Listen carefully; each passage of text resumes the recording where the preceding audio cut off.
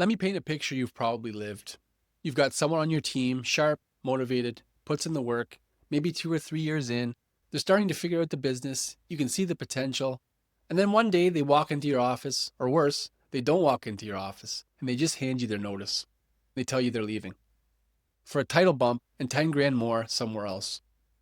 And your first reaction is frustration. You think, we invested in this person, we gave them opportunities. Why weren't they patient enough to see it through? But here's the question I want you to sit with. Did they actually know what seeing it through looked like? Did they know what the next step was? Did anyone in your organization ever sit them down and say, here's what your path looks like, here's what we need from you to get there, and here is how we're going to help? Because if the answer is no, and in most construction companies it is no, then they didn't leave because they were impatient. They left because they couldn't see a future. And when someone can't see a future, they go find one. And can we really blame them? That's what this is about. Not career ladders on paper, not HR frameworks. This is about what happens when the people you're developing don't know they're being developed, and what it actually takes to build a path that makes your best people want to stay. Today we're going to go over 4 key topics that you need to know to effectively retain your people. I'm Angelo Suntries. This is the human side of construction. Let's get into it. First of all, let's talk about the promotion problem. Construction has a promotion bottleneck, and almost nobody talks about it honestly. There are so many titled positions in any organization. You can't make everyone a superintendent or a VP, that's the reality. But here's what most construction companies get wrong. They treat no open positions as an excuse to say nothing, and then they're surprised when people leave. Younger workers, broadly speaking, expect career progression every 2 to 5 years. That's not entitlement, that's the world they grew up in. Every other industry is selling them growth, pathways, development plans. Construction is selling them, put in your time, and maybe something opens up. That's not a career path, that's a waiting room. Let's look at both sides of this. Experienced people have dedicated decades to their craft and feel a legitimate ownership of their roles. Some are reluctant to step aside because they fear their knowledge will be undervalued. Meanwhile, emerging talent is hungry, ambitious, and increasingly willing to change employers to get what they can't see at yours. Neither side is wrong, but when neither side is talking to the other about it, you get a slow bleed of talent that looks like disloyalty, but it's actually a communication failure. So if the traditional promotion model doesn't fit, what does? That's where the conversation has to shift. Consider this reframe. Career growth is not necessarily a title change. This is the mindset shift that separates organizations that retain talent from ones that keep replacing it. Growth does not have to mean a promotion, but it does have to mean something visible and tangible. Cross-functional exposure, putting a project coordinator on an estimating team for 3 months, or rotating a site super through different types of projects. That's growth. Expanding someone's scope on a project, bringing them into client meetings, giving them a seat at the table they didn't have before. That's growth. It's development that the person can feel and point to, even without a title change. The problem is that most of this happens informally in construction, if it happens at all. It's not tracked, it's not communicated, and when it's not communicated, it's invisible, which means it doesn't exist as far as the employee is concerned. Here's a practical test. Could any of your high potential people describe their development path in your company right now?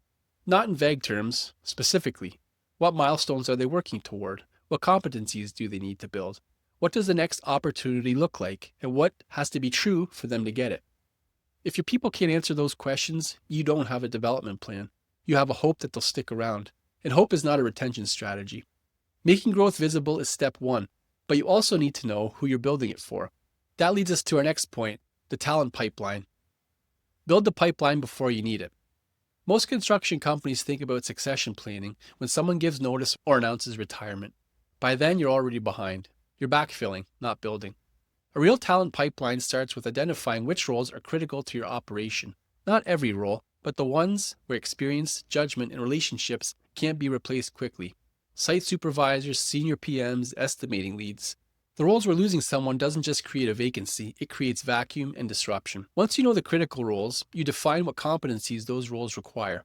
Not just technical skills, but the ability to lead teams, make decisions under pressure, communicate across levels. Then you look at your people and ask, who has the potential to grow into these roles, and what do they need to get there? Here's where most companies stall. They identify the people, but never tell them. They're afraid of creating expectations that they can't meet, so they say nothing. Meanwhile, the very people they're grooming don't know it, and they're updating their resumes because they assume there's no future there. You've probably heard the quote, train people well enough so they can leave. Treat them well enough so they don't want to. That's not just a motivational line, that's a business strategy. The companies that invest in developing their people and are transparent about it will lose some along the way, but they'll keep far more than the companies that invest nothing and wonder why everyone leaves. The pipeline gives you the structure, but there is one more piece, and it's the part most construction leaders skip. Have the awkward conversation. This is the part nobody wants to do, and it's the part that matters most. You need to talk to people about their future, honestly. That means two kinds of conversations most leaders avoid.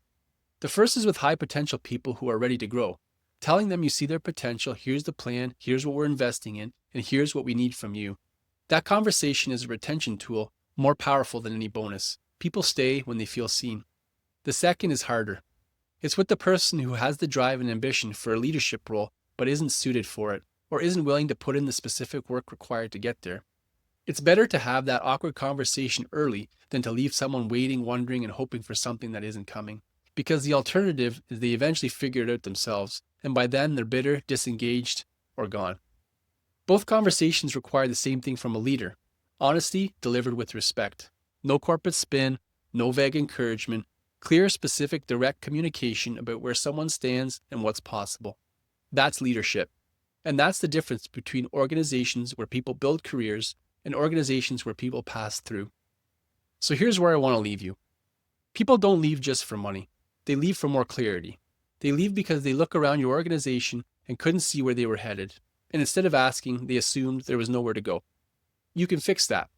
Not with a new org chart, not with a benefits upgrade. You fix it by making growth visible, by having real conversations with the people you want to keep about what their future looks like inside your company, and being honest when the answer is complicated. Here's one thing I want you to do this week. Pick one person on your team that you would hate to lose. Have the conversation you've been putting off. Tell them what you see in them. Tell them what the path looks like, and ask them what they need to stay on it. That conversation is worth more than any retention bonus you'll ever write. I'm Angelo Suntries. This is the human side of construction. Let's get to work. There's a lot to do.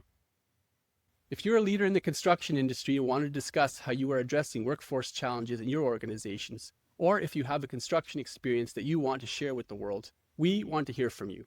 Reach out to me at angelo@hsoc.one, that's ANGELO @hsoc.one, to see how we can work together.